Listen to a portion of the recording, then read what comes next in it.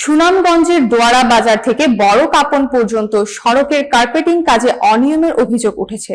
স্থানীয়দের দাবি, সরকারি অর্থায়নে গুরুত্বপূর্ণ এই সড়কের উন্নয়ন কার্যক্রমে ঠিকাদারি প্রতিষ্ঠান গালা গরম না করে ঠান্ডা গালা ব্যবহার করছে, যা রাস্তার মান এবং স্থায়িত্বের জন্য মারাত্মক ক্ষতিকর।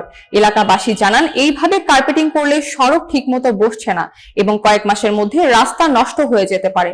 দোয়ারা বাজার প্রতিনিধি SW সাগর তালুকদারের ভিডিও চিত্রে বিস্তারিত। এভাবে ঠান্ডা গালা দিয়ে কাজ করলে কয়েক মাসের মধ্যেই রাস্তা উঠে যাবে। আমরা টেকসই রাস্তা চাই, লোক দেখানো উন্নয়ন নয়, বলেছে স্থানীয়রা। অবিলম্বে কাজের মান যাচাই করে সঠিক পদ্ধতিতে কার্পেটিং করার জন্য তারা সংশ্লিষ্ট কর্তৃপক্ষের প্রতি দাবি জানিয়েছেন।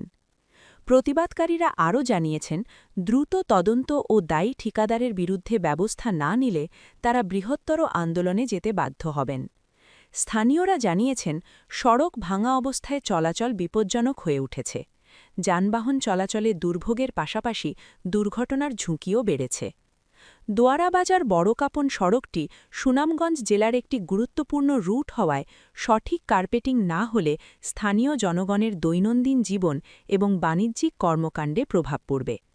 প্রতিবাদ চলাকালীন সংশ্লিষ্ট দপ্তরের দায়িত্বশীল কর্মকর্তাদের সঙ্গে যোগাযোগের চেষ্টা করা হলেও সংবাদ প্রকাশের সময় পর্যন্ত তাদের পক্ষ থেকে কোনো মন্তব্য পাওয়া যায়নি।